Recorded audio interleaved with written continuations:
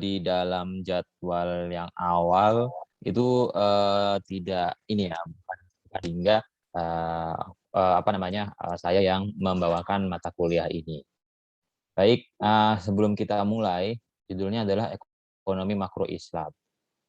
Ini langsung saja ya, karena kan sudah sering jumpa, jadi mungkin tidak usah kenalan ya, kita langsung. Untuk RPS-nya sendiri, ini sama ya, antara MZW dengan HES, sehingga bisa kita padukan. Baik, sebelum kita mulai mata kuliah,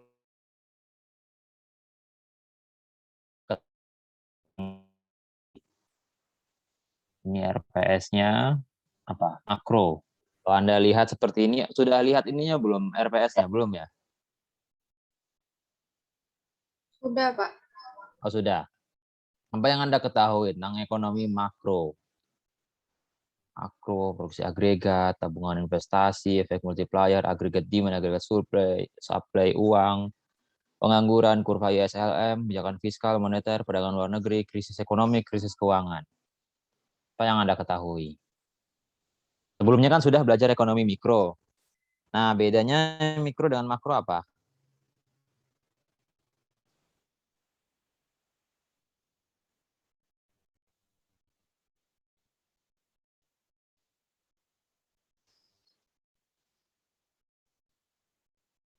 Kalau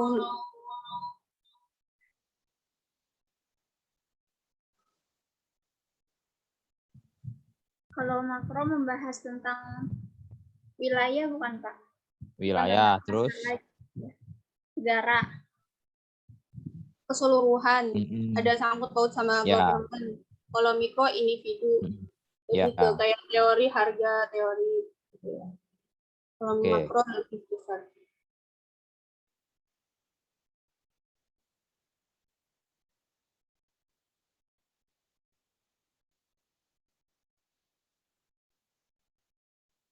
Baik. Ada lagi?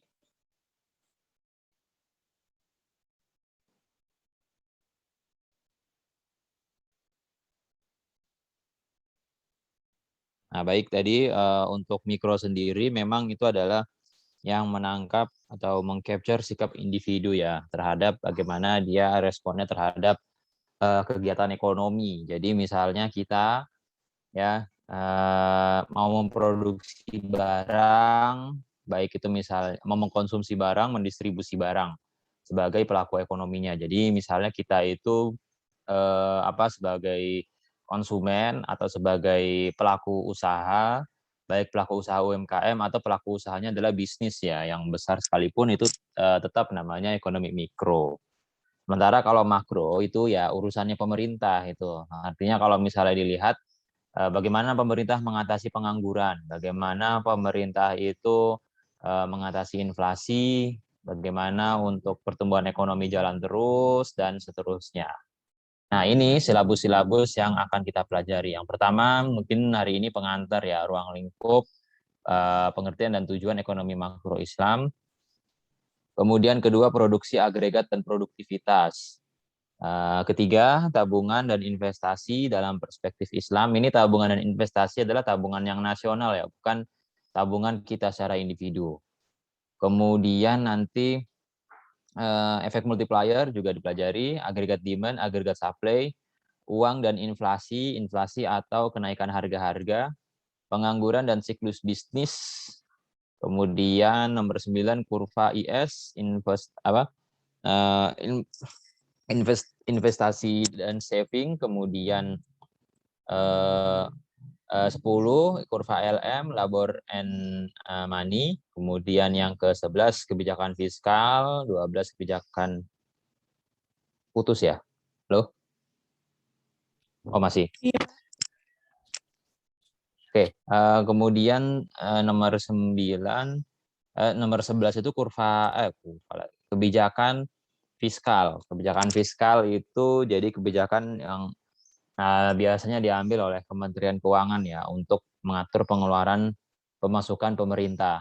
Kemudian kebijakan moneter untuk mengendalikan uang itu di domainnya di Bank Indonesia dalam perspektif Islam. Kemudian nomor 13, kebijakan luar negeri dalam perspektif Islam, dan yang ke-14 adalah krisis ekonomi dan keuangan. Nah, baik, saya mungkin akan share file. Ini ya, saya juga ini ya, mungkin udah pernah dengar juga. Hard disk saya rusak, jadi slide saya belum saya buat lagi ya, belum sempat saya buat lagi. Jadi saya juga ambil beberapa sumber lah dari internet sebelum saya buat kembali. Tapi pada intinya sumbernya juga sama. Ini yang pertama, kita mungkin memahami dulu dari perspektif ekonomi makro ya, yang induknya dulu, yang konvensional. Jadi di sini agar Anda mengetahui permasalahan ekonomi makro, tools-nya itu seperti apa, dan konsepnya itu bagaimana. Oh ya, nanti setelah ini ada itu ya, ada ngumpulin catatan seperti biasa ya. Udah paham kan ya? Kelas 5C dan 5C, 7A, 7B. Udah paham? Jadi nanti ada catatan biasa, dua catatan, nanti dikirim ke ketua kelas, dikirim sore ini. Udah paham ya? Kalau nggak sore ini boleh nggak, Pak? Karena mau Sore ini sih, biasanya sore ini aja ya, sebelum azan Isya ya. Soalnya yang kelas-kelas lain juga sore ini. Gimana? Setuju? Ini setuju, yang dipaksakan ini. Oke ya. Nyahut dulu yang kelas 7A, oke? 7A, oke? 7A. Baik, Pak. 7B? 7B? Insya Oke. Allah, Pak. 7B, oke. 5C, 5C. Oke, Pak. Oke, Pak. Oke, baik. Nanti seperti biasa ya, kirim ke email saya, masih ada kan ya, uas.syafat@gmail.com. Nah Bapak, ini, maaf. ya, kenapa?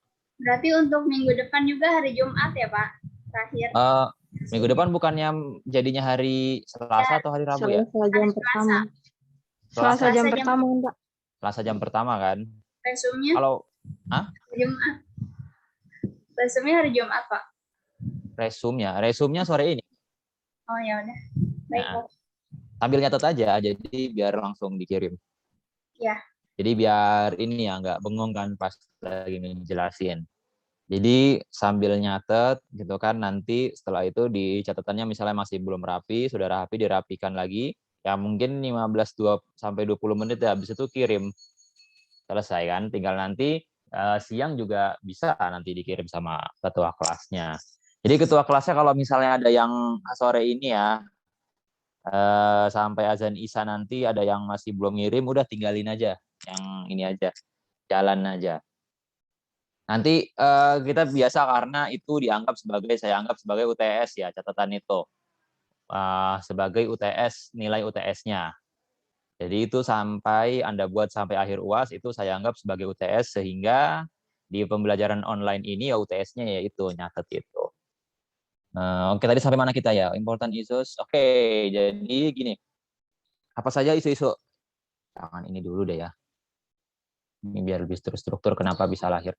Ya, jadi saya ada 2 slide sebentar ya. Ini orang juga. Nah ini, bagaimana ekonomi makro konvensional itu. Begini ya, ini sebenarnya kayak salah ketik nih. Bukan pada abad ke-8 ya. Halo? Sebenarnya di sini kayak tulisannya bukan abad ke-8, tapi abad ke-18. Abad ke-18 berawal dari teori Adam Smith. Kemudian lahirlah para ekonom yang melahirkan teori ekonomi liberal. Setelah terjadi krisis pada abad ke-20, maka lahirlah teori ekonomi makro. Jadi ceritanya begini. Adam Smith kan mungkin udah Anda pernah dengar ya, yang bikin disebut sebagai Bapak ilmu ekonomi, pendiri ilmu ekonomi ya. Kan untuk teori Adam Smith itu beliau jadi menjelaskan bahwa di dalam ekonomi ini ya, itu kan penting untuk menciptakan sebuah persaingan. menciptakan sebuah persaingan bahwa setiap orang itu berdagang ya memang ada motif uang ya di belakangnya. Contoh, orang misalnya mau jualan kopi. Orang mau jualan kopi kemudian bikin kopi yang enak. Apa tujuannya orang bikin kopi yang enak? Ya itu kan jawabannya sebenarnya kan adalah sangat sederhana ya. Bikin kopi yang enak kan biar laku. Biar laku itu kan artinya biar pendapatannya itu bertambah banyak. Nah, kemudian dengan adanya persaingan, misalnya sekarang kan kopi macam-macam ya. Ada kopi, ada nggak tahu saya namanya apa ya, kopi tuku lah, kopi kopi kopi apa lagi ya? Kopi saudara mungkin ya, atau kopi kenangan kayak gitu. Nah, seperti itu kan berarti kan ada saingan. Ada saingan seperti itu tentu kan pastinya membuat kita lebih mawas diri ya. Artinya apa? Artinya kita itu tidak boleh untuk ketinggalan dari saingan kita. Jadi mau nggak mau itu harus terus bersaing, harus kompetitif. Nah, jadi waktu itu ya, waktu setelah itu ada persaingan, kemudian muncullah teori-teori ekonomi mikro yang sudah kita pelajari tuh semester lalu. Bagaimana misalnya kita memproduksi suatu barang. Pokoknya bagaimana barangnya ini bisa murah, kemudian produksinya murah, tapi apa namanya pekerja dibayar dengan layak, faktor produksi juga bisa digunakan dengan seefisien mungkin, distribusi itu berjalan dengan cukup baik ya, sehingga bisa menjangkau seluruh konsumen. Pada waktu itu abad ke-18, abad ke-19 sampai awal abad ke-20 itu orang masih berpikir tentang ekonomi mikro, masih berpikir persaingan, hanya dipikir adalah output produksi. Jadi semuanya itu masih berpikir masing-masing, nafsi-nafsi lah masing-masing. Sampai kemudian pada awal abad ke-20 ya, tahun 1934 kalau tidak salah itu di Amerika. Kalau misalnya Anda googling itu ada The Great Depression atau depresi besar di Amerika. Saat itu memang sudah ada pasar saham juga sudah ada tuh, Wall Street sudah ada dari zaman dulu, dari abad ke-19, beberapa puluh tahun sebelumnya. Itu kan pasar saham sudah ada juga di Amerika Serikat. Sampai suatu waktu di mana karena semua orang itu memproduksi terus ya, semua orang memproduksi, kemudian semua orang itu berkompetisi, sampailah di mana tiba-tiba ekonomi itu mengalami crash atau kekacauan. Kenapa? Karena ini ekonomi mikro ya, kalau misalnya persaingan ya, persaingan tanpa adanya campur tangan pemerintah sama sekali. Campur tangan ini bukan berarti pemerintahnya itu harus berbisnis juga ya seperti BUMN. Bukan campur tangan yang seperti itu. Campur tangan itu misalnya bisa seperti kebijakan. Karena begini, eh, oh ini semua ya. Dulu ya kalau saya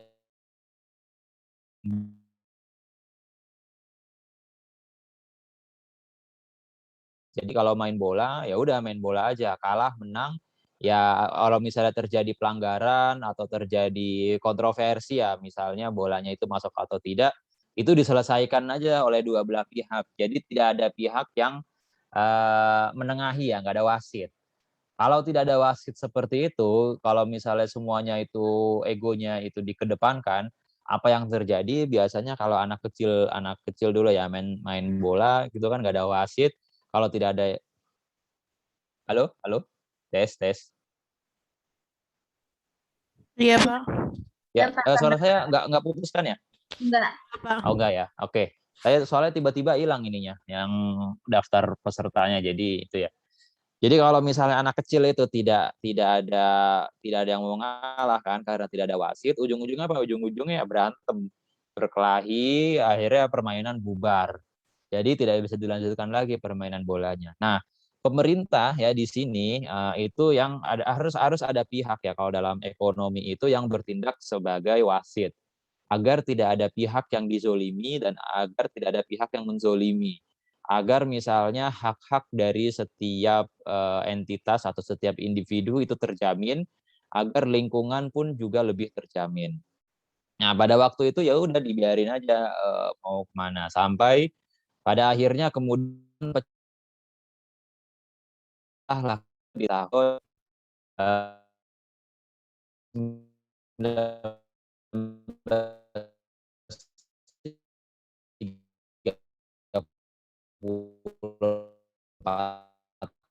itu.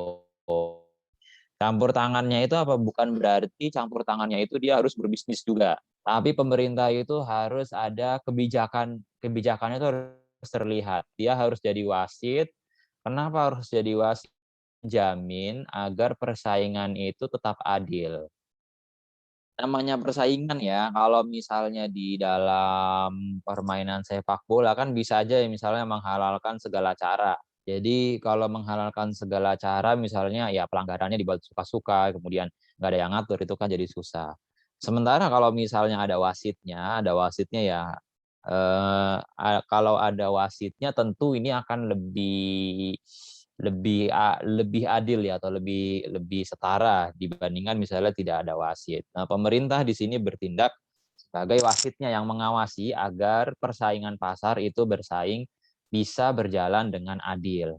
Nah, sampai pada akhirnya kemudian abad ke-20 lahirlah ekonomi makro. Di situ kemudian ditetapkan bagaimana pemerintah itu menetapkan suku bunga minimal, bagaimana pemerintah juga misalnya berkontribusi di dalam bidang pembangunan. Jadi misalnya banyak membangun proyek-proyek umum ya, bendungan, jalan dan seterusnya. Kemudian pemerintah juga menarik pajak untuk didistribusikan kepada sesuai dengan kebutuhan yang masing-masing. Misalnya untuk bangun bendungan, untuk bangun jalan, jembatan, itu tentu kan perlu uang ya. Uangnya dari mana? Tentu dari pajak. Oke, sampai di sini maka kemudian lahirlah ekonomi makro. Kemudian kita loncat lagi ke sini. Nah, apa saja isu-isu yang penting dalam ekonomi makro? Yang pertama terkait dengan the cost of living keep rising. Kenapa biaya hidup ini semakin naik saja? Jadi misalnya sekarang kita kalau Anda bayangkan ya, dulu waktu tahun 2000 ya, sekitar tahun 2000 itu misalnya kita belanja ke supermarket ya, ke Carrefour atau ke mana, dengan uang 500.000 itu troli belanja itu bisa penuh ya, bahkan sampai melewati sampai melewati batas atas trolinya. Tapi uang 500.000 sekarang Anda bawa misalnya kita bawa ke Alfamart lah atau Indomaret, tidak usah bawa ke Carrefour atau Transmart, itu belanjanya itu cukup pakai keranjang yang kita teng-teng ya. Cuma segitu. Akhirnya tandanya apa? Tandanya uang 500.000 yang 20 tahun lalu dengan 500.000 yang sekarang itu nilainya sudah makin menyusut, atau dengan kata lain cost of living atau biaya hidupnya itu semakin meningkat. Kemudian ada juga isu lain, misalnya kenapa pengangguran itu banyak? Biarpun misalnya pertumbuhan ekonomi sedang tinggi, kok tetap aja pengangguran masih banyak. Nah, pengangguran ini pun juga merupakan sebuah masalah ya, masalah sosial. Kenapa masalah sosial? Karena kalau misalnya banyak pengangguran, tentu angka kriminalitas akan meningkat. Kemudian yang sedang hangat-hangatnya ini eksploitasi ya, manusia silver gitu ya, bayi dicat pakai pilok silver seperti itu, eksploitasi itu juga akan semakin meningkat.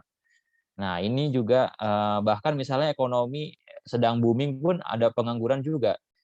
Apalagi misalnya kondisi seperti sekarang ya, resesi seperti sekarang. Nah, ini kemudian kalau seperti resesi seperti sekarang, bagaimana pemerintah untuk mengatasi resesi itu?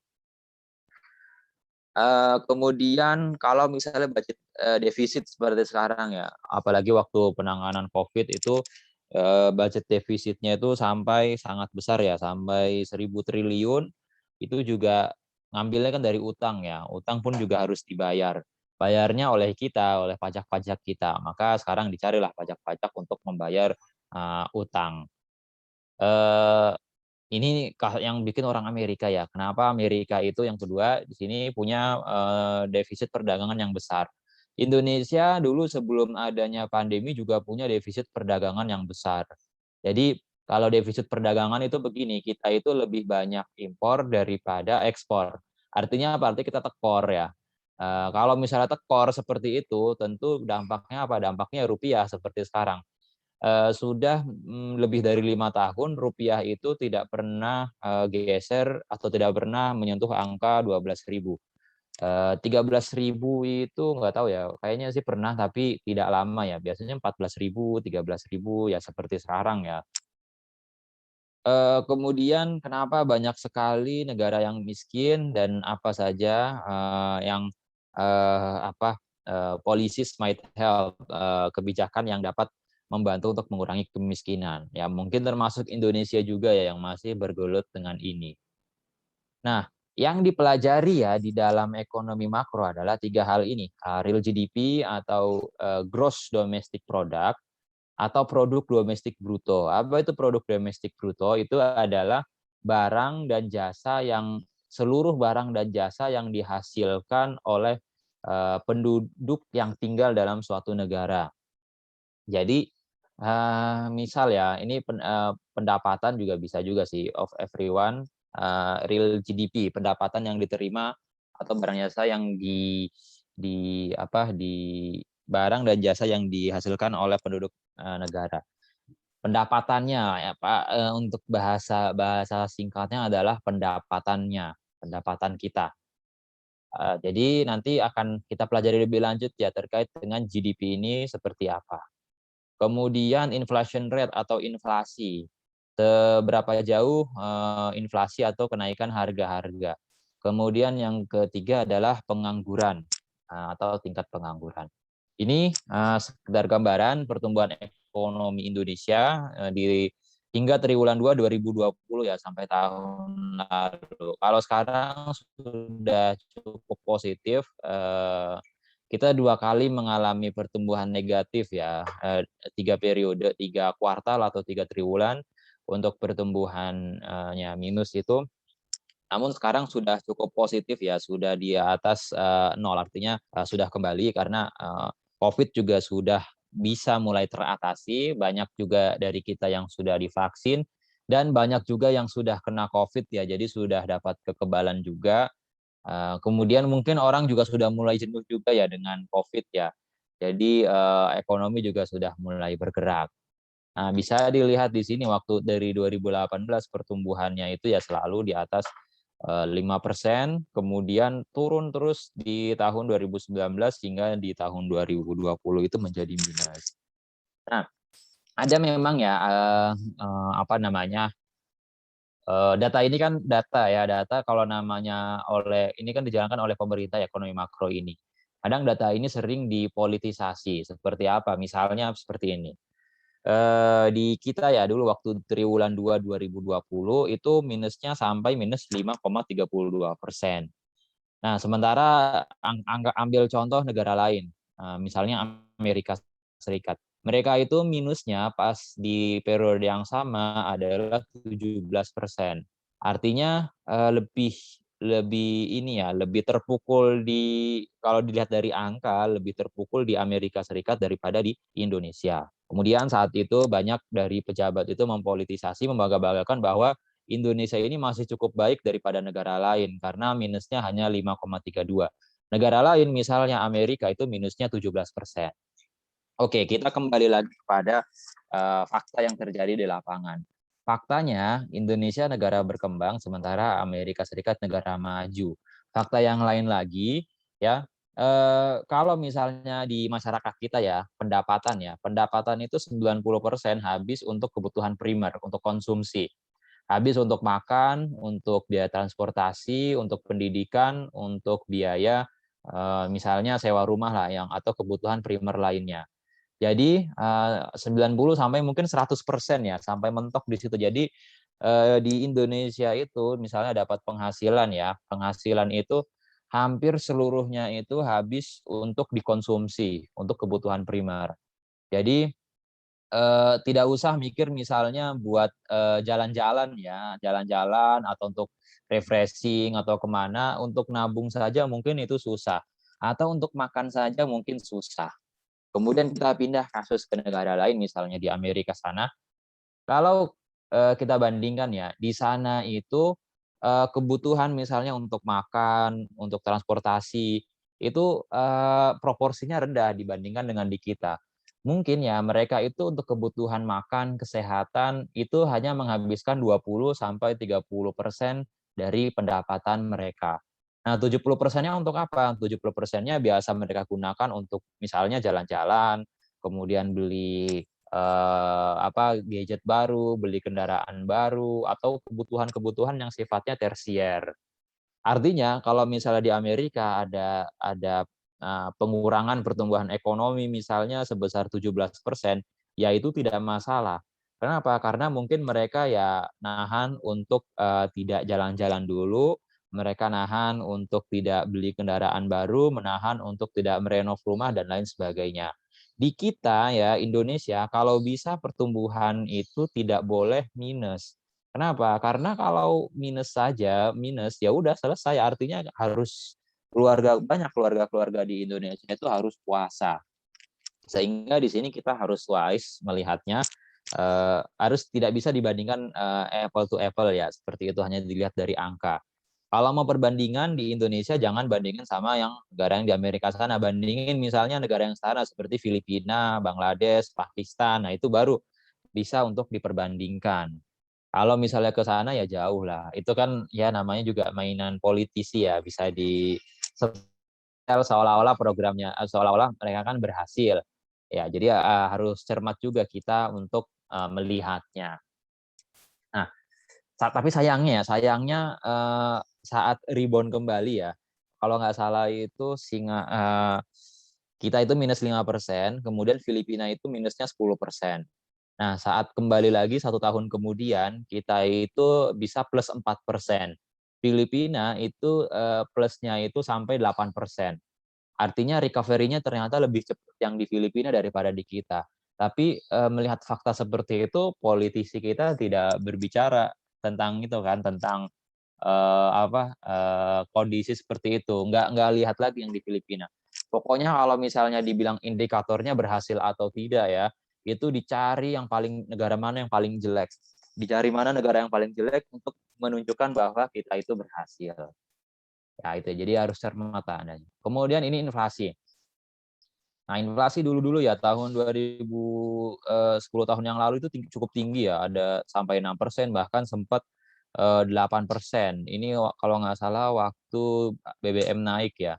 Akan tetapi 5 tahun belakangan ini jadi cukup di 3% saja. Cukup rendah ya untuk tingkat inflasinya. Di negara berkembang itu memang inflasinya masih cukup tinggi ya, masih di atas 5%.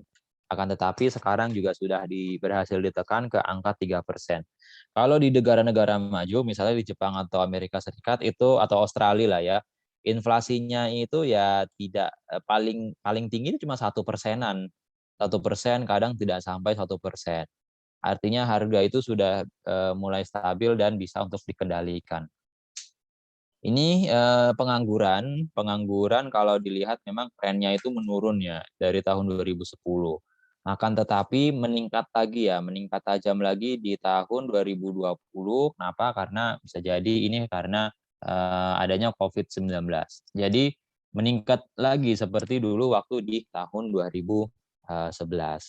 Kemudian kenapa kita belajar ekonomi makro? Yang pertama yang mungkin tadi sudah dijelaskan itu adalah ini ada social problem.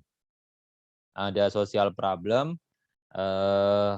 adanya pengangguran tentu di sini bisa menimbulkan masalah-masalah baru. Misalnya masalahnya adalah masalah pembunuhan gitu. Misalnya kan masalah keamanan dan lain sebagainya.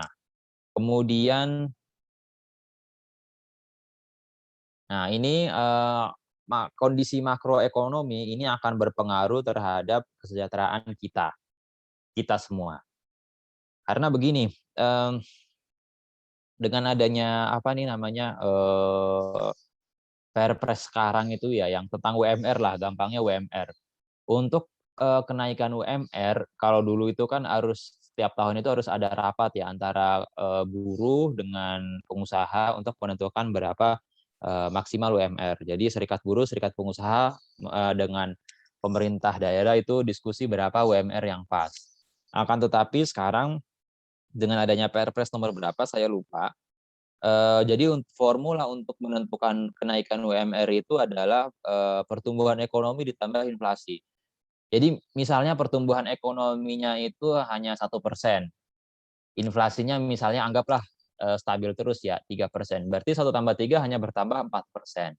Tapi kalau misalnya pertumbuhan ekonominya misalnya 10%, berarti 10 ditambah misalnya inflasi tetap 3%, 10 tambah 3 berarti 13%. Artinya apa? Artinya dengan ekonomi yang terus meningkat tentu akan memperbaiki kesejahteraan kita. Atau contoh lain misalnya waktu COVID kemarin ya, kondisi makroekonomi kan sedang tidak bagus.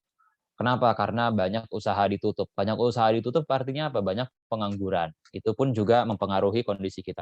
Kalau misalnya banyak pengangguran, artinya misalnya kita misalnya bukan orang yang itu ya dipekerjakan ya, bukan karyawan. Tapi kita misalnya jualan. Kita jualan kemudian banyak pengangguran, kitanya juga berdampak. Kenapa? Karena tidak apakah ada yang usaha kita itu akan seramai dulu kan belum tentu juga kalau misalnya penganggurannya banyak. Jadi ya itu ya, karena sangat mempengaruhi kesejahteraan kita. Kemudian ini bunga sih ya.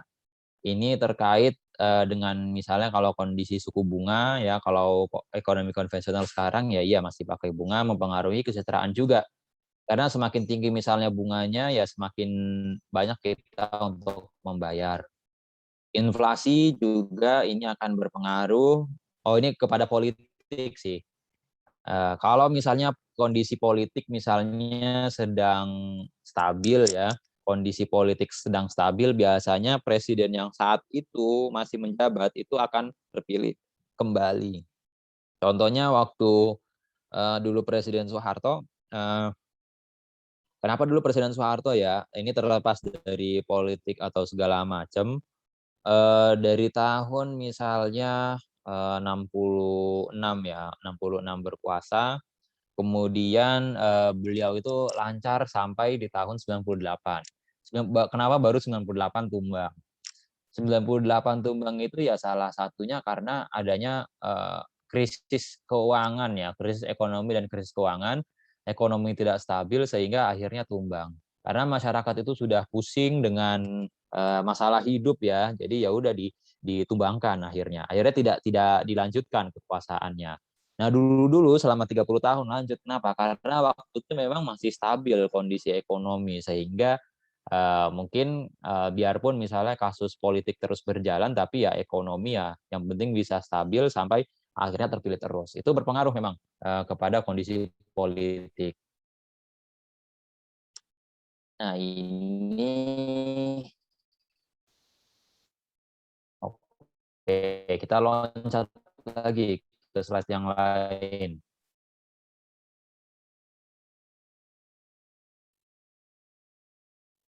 Kelihatan ya? Halo? Iya, Halo? iya. Suara saya jelas? Cek. Cek, cek. Halo? Jelas, Jelas, Pak. Pak. Jelas, Pak. Halo? Dengeran ya? Baik. Kemudian apa saja sebenarnya masalah kan harus diselesaikan oleh ekonomi. Ada pengangguran dan ketimpangan neraca pembayaran. Neraca pembayaran itu neraca ekspor impor ya. Pokoknya kita itu nggak boleh tekor. Kalau bisa seimbang, kalau apa harus seimbang ya, harus seimbang antara ekspor impor. Kalau perlu surplus terus, surplusnya banyak. Seperti misalnya di negara seperti Korea atau Jepang ya, mereka surplus ekspornya itu banyak. Inflasi harus ditekan rendah, pengangguran diatasi, dan ekspor impor juga itu harus stabil. Jangka panjangnya ini harus rasi antara pertumbuhan penduduk. Ini pun juga masuk dalam pembahasan ekonomi makro ya terkait dengan penduduk. Terutama nanti biasa di ekonomi pembangunan ini. Karena begini ya, di Cina sendiri ya, di Cina sendiri itu dulu ada kebijakan one child policy atau kebijakan satu anak. Sekarang sudah dihapus. Kenapa? Karena ada ketimpangan yang besar antara penduduk yang laki-laki daripada yang perempuan.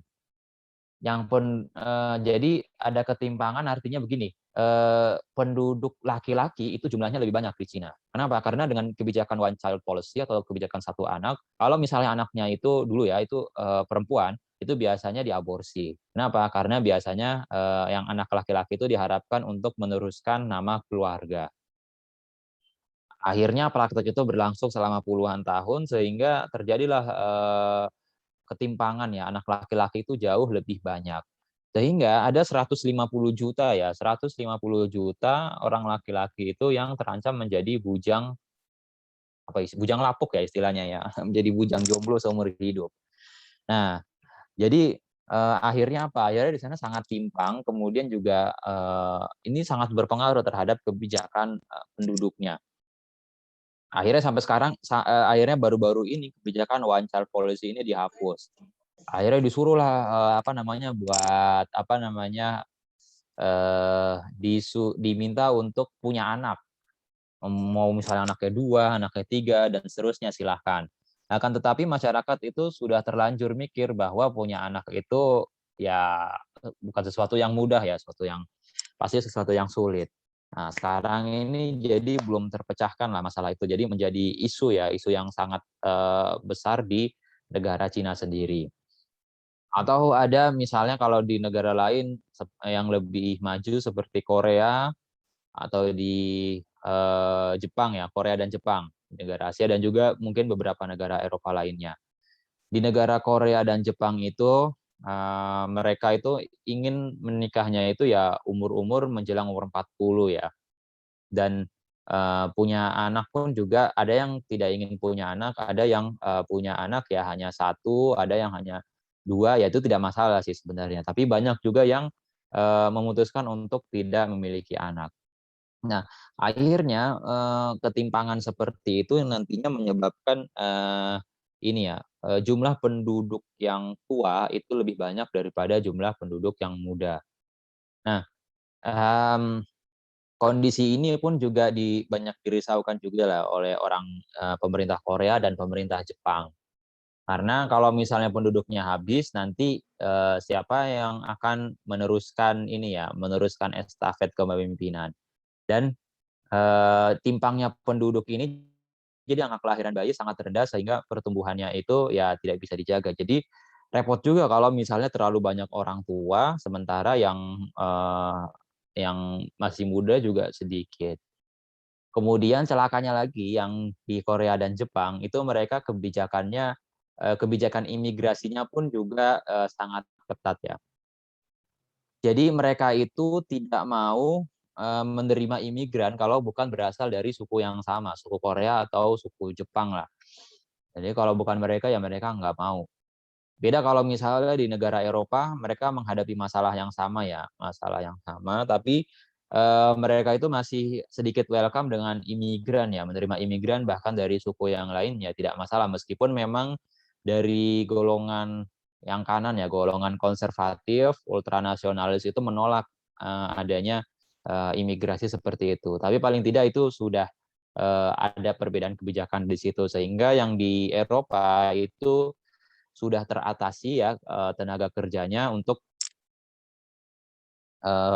diisi oleh para imigran. Kemudian selanjutnya adalah pertambahan kapasitas produksi. Nah, ini kapasitas produksi kalau di pertanian itu kan ada otomatisasi otomatisasi pertanian.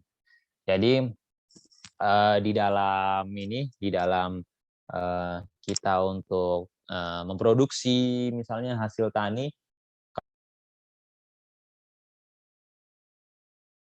zaman dulu biasanya 1 tahun itu cuma sekali ya. Tapi sekarang 1 tahun itu asal irigasinya bagus itu bisa 3 kali. Dan itu pun juga bibit padinya, bibit berasnya pun bibit yang unggul sehingga sekali numbuh bulir padinya bisa lebih banyak. Bisa lebih cepat dan lebih banyak ya, kira-kira begitu. Atau contoh lagi misalnya kalau zaman dulu kita mau telur ayam ya harus nungguin ayam bertelur dulu ya. Kalau sekarang kan ayamnya itu jadi nelor sendiri ya, disuntik hormon ayamnya ya tiap hari mereka nelor sendiri itu, keluar telur sendiri. Jadi Jadi sekarang kapasitas produksi sudah bertambah. Kemudian selanjutnya adalah tersedianya dana investasi. Artinya untuk modal ya, duit untuk menambah kapasitas produksi untuk menjaga pertumbuhan agar bisa berjalan dengan baik. Nah, untuk jangka panjang waktu penyelesaian bisa mencapai 5, 10, bahkan 50 tahun. Mungkin kita bermimpi kapan misalnya daerah di Papua itu sudah semaju misalnya seperti daerah di Pulau Jawa. Mungkin butuh waktu sampai 50 tahun lagi. Jadi tidak bisa misalnya besok itu harus sudah seperti di Pulau Jawa, tentu tidak bisa. Kemudian di sini dalam ekonomi makro, dalam perspektif ekonomi Islam, yang pertama adalah mencapai ini menurut Arham, Manan, dan Capra, ahli ekonomi Islam. Menurut Arham, mencapai kebahagiaan manusia dengan pemanfaatan sumber daya alam. Menurut Manan, adalah ilmu pengetahuan sosial yang mempelajari ekonomi yang diilhami oleh nilai-nilai syariah. Sementara menurut Umar Capra adalah pencapaian kebahagiaan manusia dengan pemanfaatan sumber daya alam yang diilhami oleh nilai-nilai syariah. Nah, 2 dari 3 ahli ekonomi Islam ini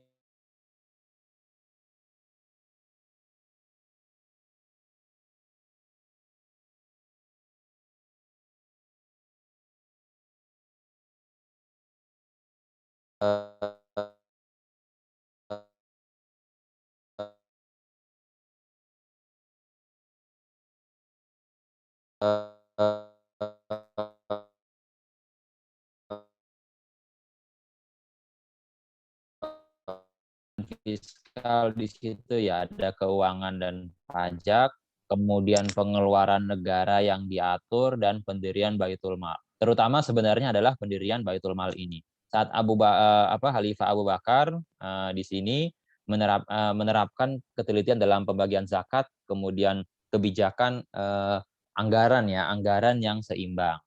Kemudian saat Khalifah Umar di sini disempurnakan kembali, dan kemudian pemberian hak atas kekayaan ini waktu dulu itu gonima ya. Bagian gonima itu pun juga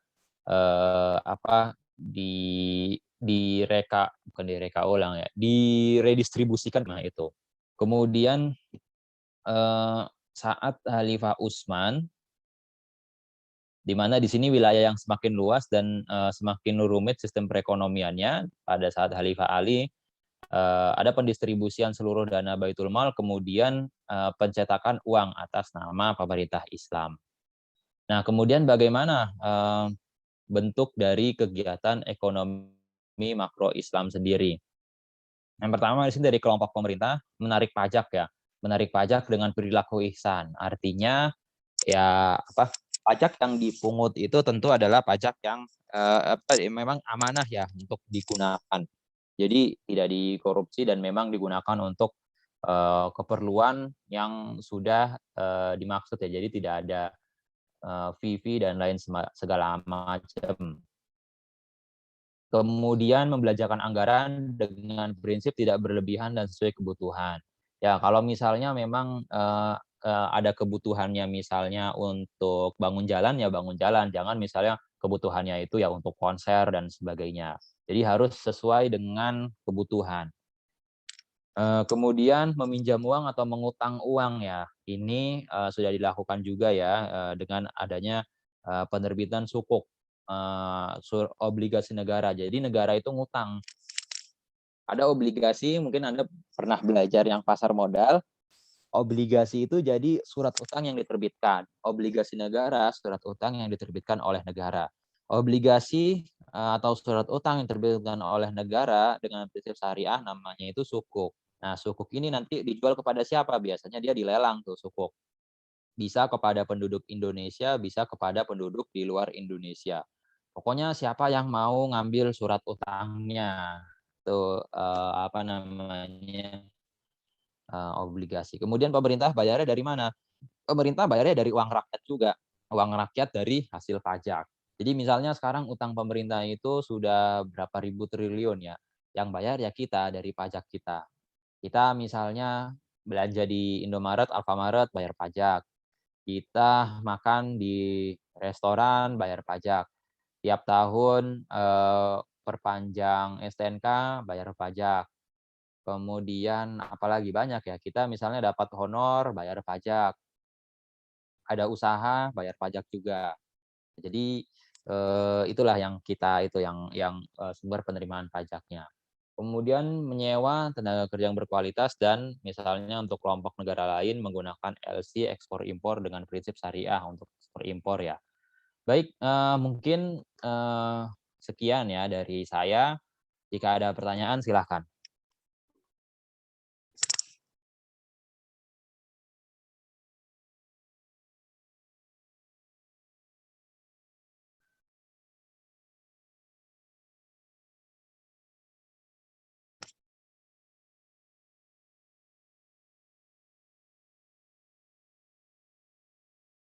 Ada pertanyaan?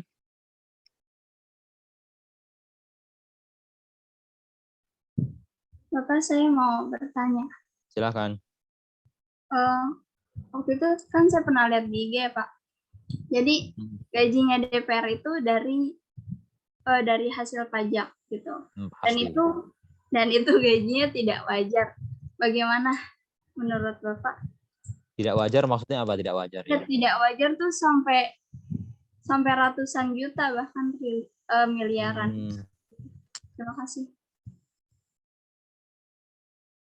Ya Iya, kalau Pak, gaji sebenarnya tambahin bertanya, Pak. ya ya boleh silahkan. Kalau apa namanya PNS itu terus kayak apa pemangku jabatan di pemerintah itu gajinya itu ada ketentuannya dalam kayak PP gitu-gitu juga, Kak, Pak? Ya baik. Ada lagi pertanyaan?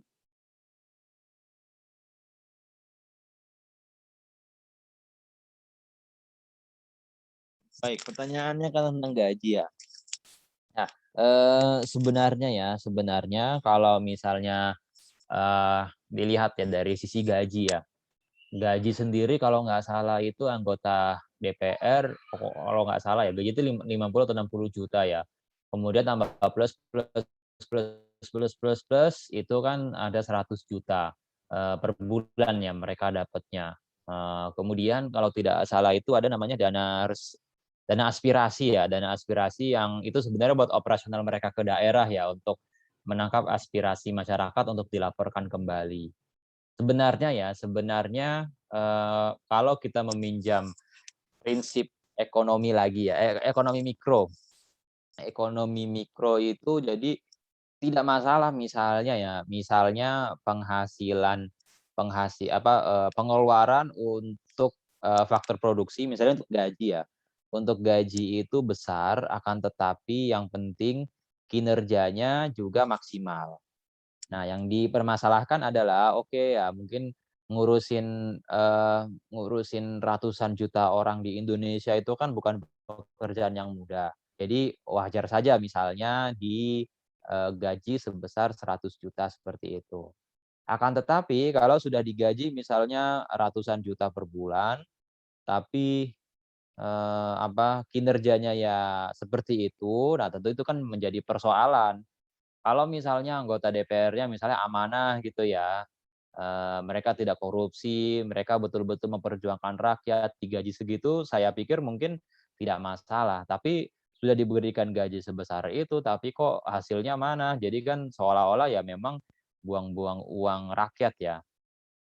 Di beberapa negara pun juga, gajinya pun juga besar-besar ya untuk, wakil rakyat atau untuk, eksekutif pemerintahannya.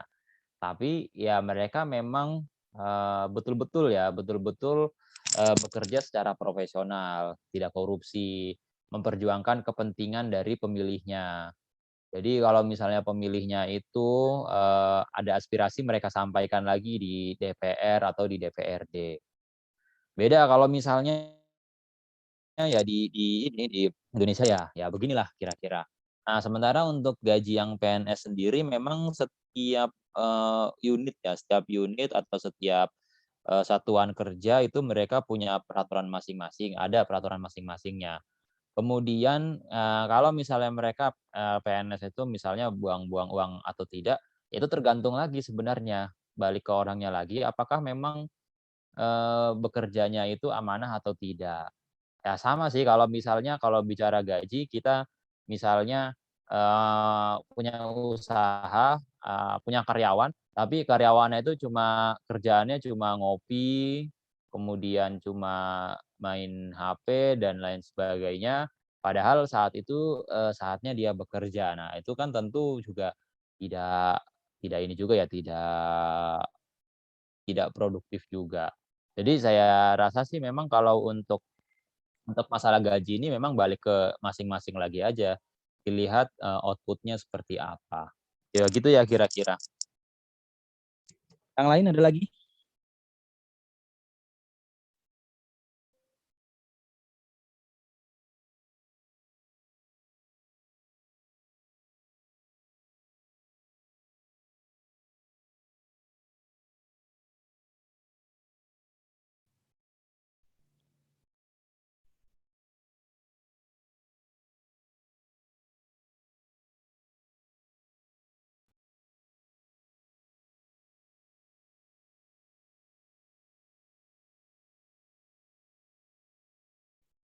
Pak mau tanya Pak, Ya, kalau untuk besaran pajak itu dipengaruhinya dari apa Pak?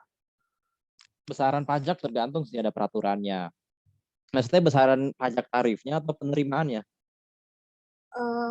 Tarif Kalau persenannya, tarif, apa kalau dipengaruhi dari inflasi atau apa kayak gitu? nggak ada. Kalau tarif itu sebenarnya ada undang-undangnya ya, ada peraturannya kalau pajak.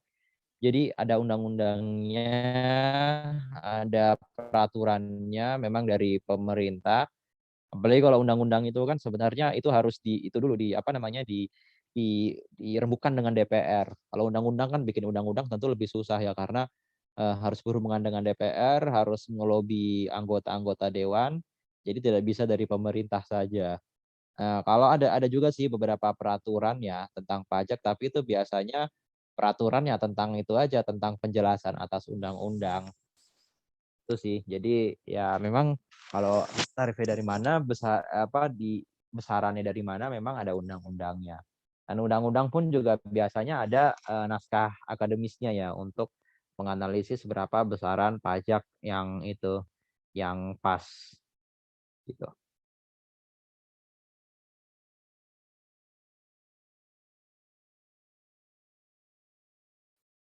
Ada lagi atau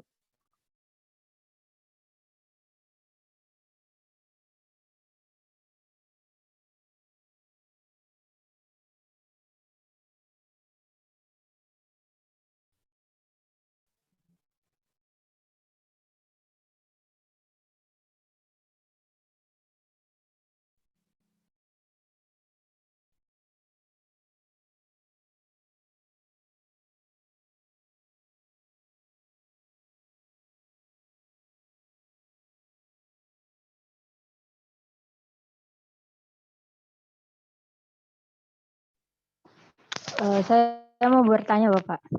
ya silakan. Nah, berarti untuk pajak individu itu ada diambilnya dari berapa persennya gitu ya Pak ya? Jadi nggak ada kayak patokan kudu segini gitu Pak, karena emang pendapatan orang-orang itu berbeda-beda gitu ya Pak ya? Kalau ngitungin pajak itu, ya memang dia beda-beda ya, setiap itu. Beda-beda setiap individu karena penghasilan juga berbeda. Perhitungannya pun juga bisa jadi ya betul memang berbeda karena adanya, kondisi-kondisi tertentu ya. Dan perhitungan pajak di Indonesia memang sangat rumit ya, sehingga ini kadang memang menjadi celah bagi ya orang-orang ya untuk mengambil keuntungan sendiri. Ya, begitu sih memang.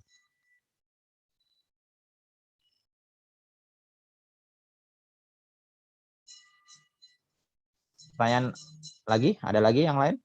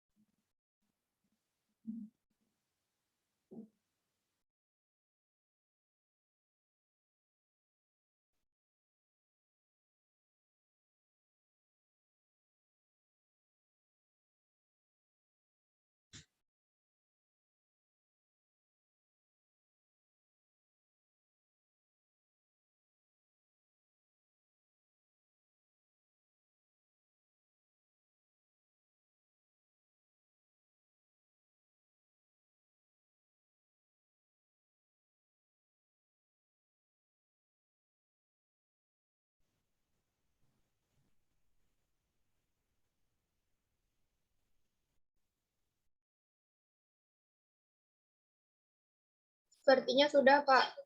Udah ya, baik. Kalau begitu kita cukupkan sampai di sini. Semoga bermanfaat. Kemudian juga ditunggu ya untuk catatan atau ringkasan dari pelajaran hari ini. Oke, demikian yang dapat saya sampaikan. Kurang lebihnya saya mohon maaf. Wassalamualaikum warahmatullahi wabarakatuh. Sampai jumpa di pertemuan selanjutnya.